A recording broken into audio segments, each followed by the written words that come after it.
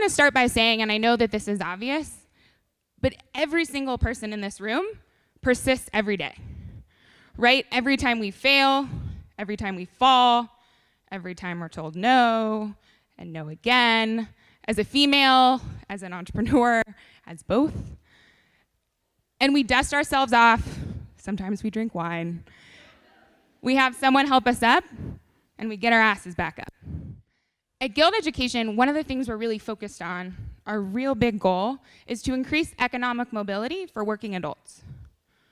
What that really means is we partner with employers to offer education as a benefit to their employees, to some of those 30 million Americans out there that have some college, no degree, and some debt, to make it affordable for them to go back to school. We do that by partnering with universities, but we also say it's damn hard. So we provide support services to go around it. When I got a lot of no's, every time I get turned down for a financing, which by the way, happens a shit ton, I keep going. When a partner turns me down, I keep going. When employees quit, I keep going. And when I say I actually don't mean I at all. I mean a team of people that support me and work with me. And I'm fortunate to have them. And I think, frankly, without those people, I would not be able to do what I do. We support each other. There are so many times that there are people in your life, and you don't even get deeper than the surface.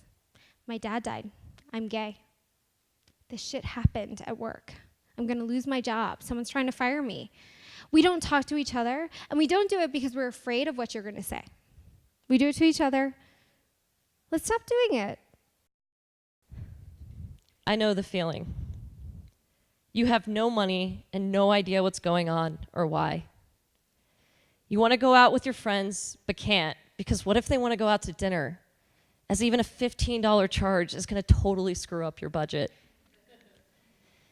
You can't have all the small pleasures that everyone else seems to enjoy. And you live in fear of a lot of weird things that shouldn't have a fear response. And the real bitch of it all is that you will work far harder than all of them. Whether our mindset is the cure or the disease, I have yet to determine for myself. But for better or for worse, it is. You have no idea how many lives you have touched for the better. And you probably never will, as our personalities don't allow for such recognition, but other people see it. What you are building or will build one day will transform so many lives.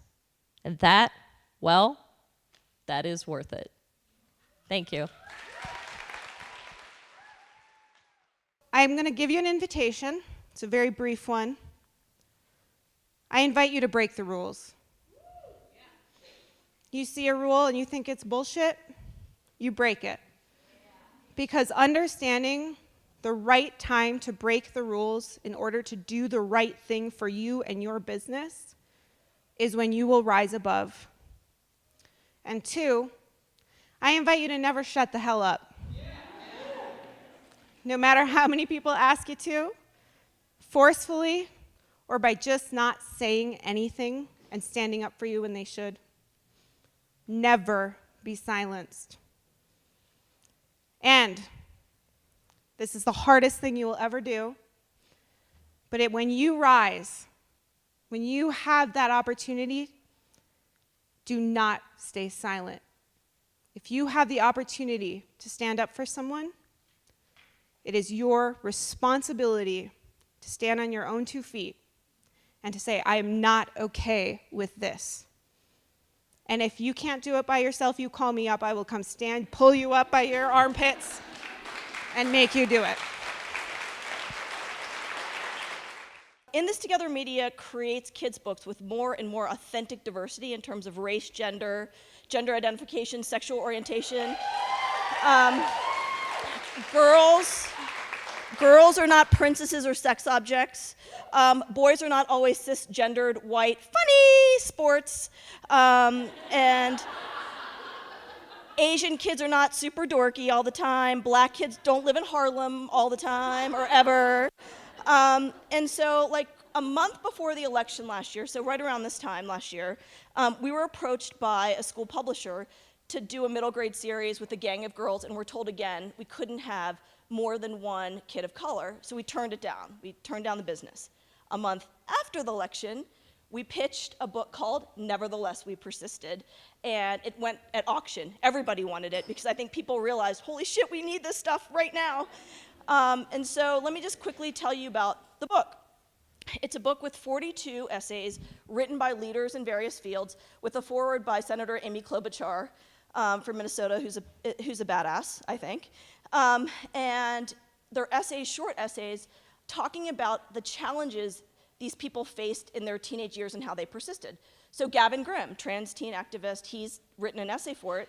And I was talking to him and I said, Gavin, what made you keep going in all this? And he goes, I just wanted to use the bathroom. And, he's like the accidental activist. I will say this, life is a sea of no's. And in all seriousness, right now, we are living in a time of no. No Muslims, no trans in the military. So I am saying no to that, and I'm saying yes to taking a knee, and I think we should all fucking do that shit. Being a young kid and a girl that just wanted to make their parents proud, I went to college. I went to a community college because, like I said, I couldn't get into the others. I took business and I studied some art. I was there for a semester before I realized that I could, for me personally, I wanted to do it differently. I dropped out and I started my company right then and there, literally the next day. I was 19 years old and I started a company. I sacrificed, I did whatever I had to do to be able to do what I love every day. And that was my dream. Aside from fashion, I wanted to be able to do what I love every single day for the rest of my life. That's what drove me. So yeah, I just started doing things with more of a purpose, and my world, like I said, has been changed ever since. I not only love to do what I do every day, but I also love mentoring and giving back and helping other people, and that's why I'm here right now. I want to let you know, I was 19 years old in Thornton, Colorado. Everyone told me I couldn't do this because I'm in Thornton, I'm not in LA, I have no family or anybody is an entrepreneur or a designer. I'm a woman. Oh man, I have had so many hard times being a woman entrepreneur, young, not being taken serious, but if I can do it, you can do it, and that's what I'm here to say today. 10 years ago, if you had told me that I was going to be a feminist, that we needed more feminists in this world, I would have said, no, you don't understand, we're all equal now. So boy, was I wrong. And actually, I'm going to stand here tonight and tell you that we need feminists more than ever. That actually there are amazing, amazing women that came before us that got us this far, but we still have work to do. We are still underpaid for equal work. We are still underrepresented in leadership. We're told that we aren't biologically suited to work in technology. And we don't have equal access to venture dollars. And worst of all, there's something worse than that. Worst of all is that we can't talk about it. We actually can't talk about it because if we do, we're told that we're weak and that we're making excuses and that we're victims. And we know this. We know this because we're seeing women out there speaking out and they are getting criticized. It's not popular to be a feminist today. But I say, so what? In my industry, in the online lending world, there are exactly 0 platforms run by men who have our level of traction and haven't raised institutional equity. 0. My favorite Netflix president has a great quote, which I want to share with you. We will do what is hard, and we will achieve what is great. This is a time for American heroes, and we reach for the stars. My name is Krista, and I am a feminist. Thank you very much. Heather McKenzie had posted on the Slack forum that she was recruiting prospective CEOs for this program called 10-10-10, which she's recruiting for tonight as well. This is back in April when I met her. And she invited me to come and sit down for coffee, and I sat down with her, and I just told her all about my self-doubts.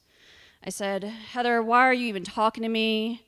Like, I'm not a prospective CEO. And yeah, I mean, sure, I've started my own nonprofits. Sure, I've raised millions of dollars. Sure, I've, built and scaled teams. Yeah, I know how to communicate a vision and a mission clearly. But why would I be a good CEO?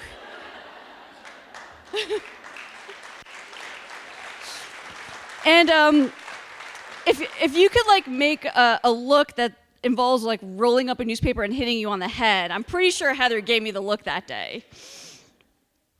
So she brought me into 10-10-10.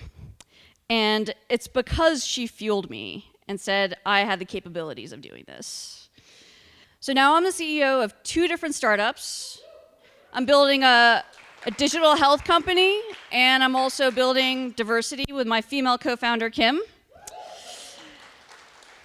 But at the end of the day, that fire can only stay lit by keeping yourself fueled. And that fuel comes from your community. Tonight, you are surrounded by that community. You're surrounded by hundreds of other women who are here to fuel you and to keep you fueled. And the question is, are you ready to give? Earlier this year for me, it was powerful women like all of you that lit that spark that ignited that fire in me. So if you haven't ignited your fire, light it tonight.